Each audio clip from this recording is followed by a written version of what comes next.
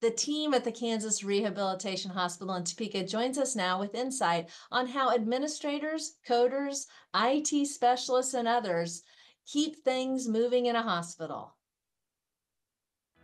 I would describe Encompass Health as a family. Encompass Health is a really collaborative place to work. You get to work with people who become your best friends. Everybody's so friendly here. No matter who, you can go to anybody about anything. It's nice to be able to meet goals and have fun while you're doing it. We focus on the positive, we work together. I think that's what makes it a great place to work, is the environment and the people. I never want to leave. The Director of Quality and Risk Management ensures that patients have the highest quality care possible while here at our hospital, and just mitigating risk for all of our patients, staff, and visitors to ensure that we have a safe environment. We do coding, we do auditing, we do case management studies, we do all different types of things, mostly checking other coders' work.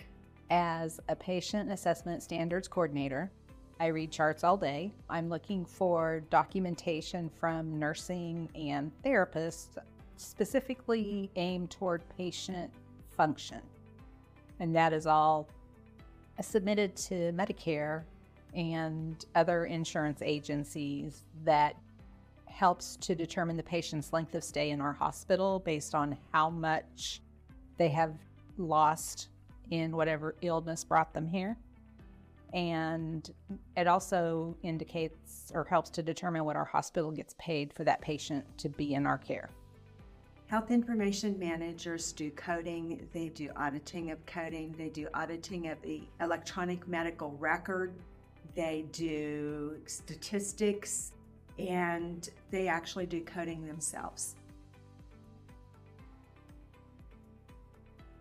I started out in nursing school, so I have an RN license, and I did bedside nursing for a little while before getting into administration. And I just really enjoy things like performance improvement projects and doing things to improve quality patient care. I first started out in nursing, the nursing side of it, and found that I was more drawn to the paperwork side of health information. And so that's where I ended up going. I was voluntold that this would be a good thing for me to help out with in my off time from the floor. So it takes a very detail-oriented person and mindset to put all of the little pieces together for the puzzle. And somebody, our CEO at the time, recognized that I had that and I could follow through with questioning staff, questioning physicians when there were questions about the documentation. And so that was 21 years ago, and here I am. Attention to detail, the liking to interact with other departments and different people from different ethnicities, different education levels. It's the best place to go if you're interested in the healthcare field, but don't want to be necessarily on the nursing end of it. For someone interested in the healthcare field that may not want to necessarily be at the bedside, taking care of patients in that manner, it's an excellent way to be involved and make a difference in the patient's life and in the hospital's life. I think qualities that students might have that would make them a good fit for this position is someone that is caring and passionate, wants to make sure that patients have a good experience, and someone that's very detail-oriented and a problem solver, somebody that wants to continuously improve processes. If you're a person looking at a career in healthcare, some of the qualities that would make you good in this position that I do would be very much being detail-oriented, being able to build a good rapport with different roles in other parts of the healthcare field, like doctors, billing department, staff on the floor, therapists, just being able to communicate the needs for the patient, the chart, the documentation, and knowing that you're getting what you need to submit an accurate record. The most rewarding part of this job, I think, is just knowing that I'm doing the best I can for every patient. Seeing the money come in, that is always rewarding. Being checked by supervisors and finding that there are no errors, that's always rewarding.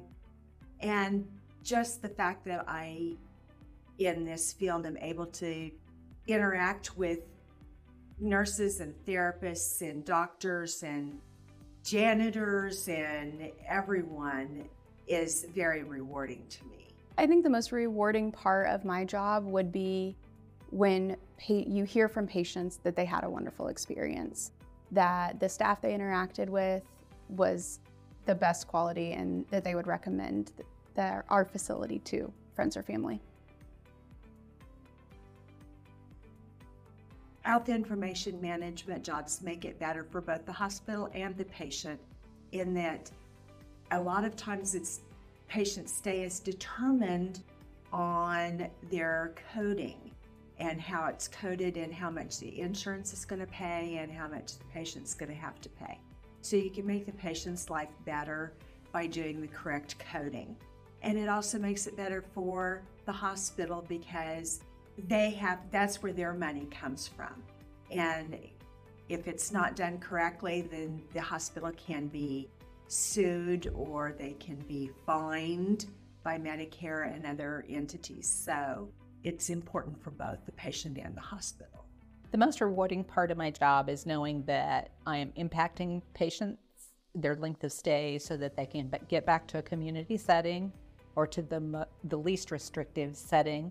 It also helps the hospital because it also deals with what the hospital gets paid for taking care of the patient.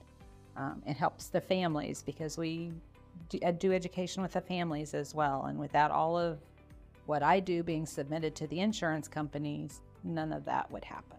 So the job that I have directly impacts patients, just improving processes from the direct care that they get all throughout their stay, from admission through discharge. So just really doing everything I can to improve the patient experience. I think having a job in the quality aspect of healthcare is really important. Just as more and more people are needing healthcare services and as our population is aging, it's really important that the quality of healthcare continues to strive to be the best. So I think it's important the role that business office plays in the healthcare delivery for patients. You know, I started out my career in nursing and as a bedside nurse, but I have since realized the impact that those in administrative roles can play in patient care without being at the bedside.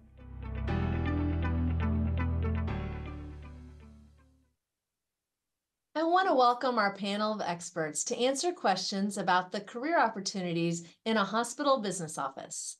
Joining us this morning from the Kansas Rehabilitation Hospital in Topeka are Peggy Kane, Kenda Porter, and Mila Weekland. Good morning. Good morning. So good to see you guys. So Peggy, start with you. What is the difference between a biller and a coder? Well, the coders start off the billing process by assigning ICD-10 codes that tell the story of why the patient is in the hospital. The billers pick up after the coder and they actually do the submission of all of the bills to the insurance company. And then they deal with the insurance company as far as collecting the money. And it's not, sometimes people think of the money part, but it's an essential part of healthcare, we know, to continue to keep healthcare in our communities. Kenda, I think I'll ask you and Mila the next question. How much of your daily job is independent? And Peggy, you could answer this too, but we'll start with Kenda. How much of your daily job is independent, like just you? And then how much of your job is more collaborative in nature, like with a team? Yeah, that's a tough one. It depends on the day. Most of the time, I would say 75% of my day is just in my office, reading charts, assigning functional codes. But other days, I'm out and about getting clarification on documentation, going to meetings, teaching classes, that kind of thing. So it's kind of hard to say. What about you, Mila? I would say it's pretty similar. It really just depends on the day. For me as the quality director, it kind of depends on where we're at in the quarter as far as how meetings fall. But I would say a typical day, I'd probably spend about 75% of my time independently, and then about 25% of the time working with the team.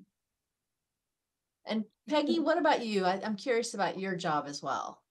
Yeah, mine is about the same way. About 75% of my time is spent in the charts.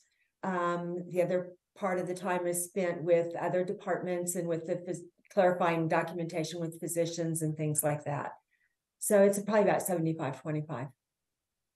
Well, I know we have students from across the state joining us today, and hopefully they're putting their questions for you in the chat. So I'm encouraging students to do that. But I'd like to now ask Jaron to share some of those questions about business office careers that we're seeing in the chat.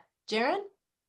Yeah, good morning, everyone. It's good to see you all from Kansas Rehab Hospital. Several questions we have gotten really involve around what does it take to get into administration in this business office aspect. And so are there specific schools or a program that you need to attend to get into some of these roles? I know there's a little variance amongst all of you on your journeys into it, but maybe if a couple of you could speak to those opportunities of how, if a student or a person in the public is watching today, how might they get started in this kind of a career?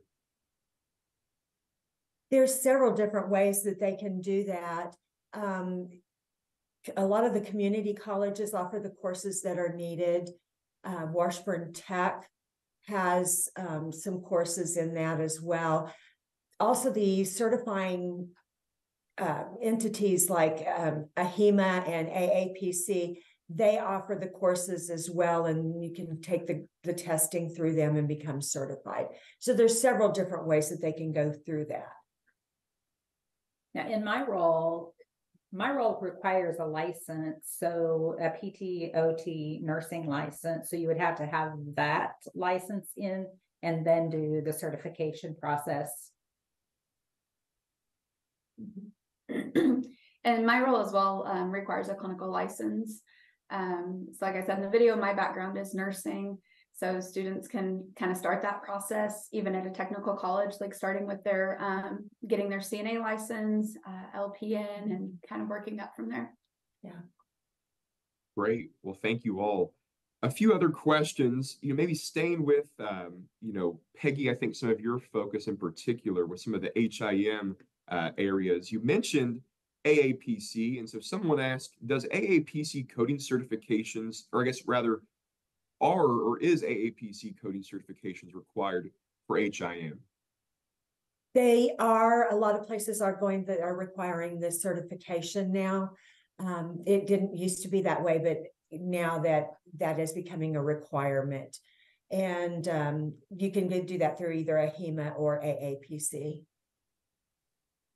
Great, thank you. Another one we got from Nathan, do you ever get to see patients one-on-one, or do you mostly work with your team and more on that office side? I do get to work with patients sometimes because I also do release of information when they're needing their medical records released. So I do get to do one-on-one with the patients from time to time. How about you, Kenda? When I'm out and about, call lights go off. I answer call lights, help patients get what they need, rolling up and down the halls. Yeah, and as the quality director, I do get to interact with patients.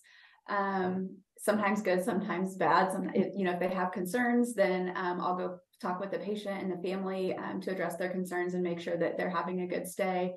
And sometimes just rounding on patients just to ask them how their stay's going and if there's anything that we could do better or differently. Well, thank you. Another one, is it easier to get into, if someone does not have experience, is it easier to get into billing first, or is it easier to get into coding? Actually, most of the courses are for both billing and coding courses. You can just do them individually. The coding courses, you do need to have your medical terminology and your anatomy and physiology behind you, because those are very important when you're assigning codes that deal with the body and the disease processes and so forth. And then I think we might have time for two more questions. So the next one, someone's been reading the news. They ask, how has the increase in the cyber attacks on healthcare facilities impacted your positions, if at all? They can be very effective and they can affect us quite a bit. Luckily, the company that we work for has a very good IT program to help stop that kind of attacks, but it can still happen. So it's very important to be very careful about your emails and other things that you're doing on the internet. Yeah. And then our final question, I think each of you, if you're able to share, can you share a particularly rewarding experience that you've had in your careers? I think for me, it would just be seeing the comments that come in from patients and families. So everyone gets a survey, a satisfaction survey after their stay, and just seeing those comments that come in that say, you know, that they just had a wonderful stay, that they rehabbed so well and they're much more independent at home now, and just calling out those staff that really made an impact is very rewarding. I think one of the most rewarding parts of my job is when I can just interact with the patient in the hallway instead of looking at a computer screen. Yeah, that is very rewarding. It's very rewarding when they come in and they want their records and they're trying to get insurance to pay and they're needing this information, and it's very rewarding to find out at the end that it all was worth it, that it helped them in the end.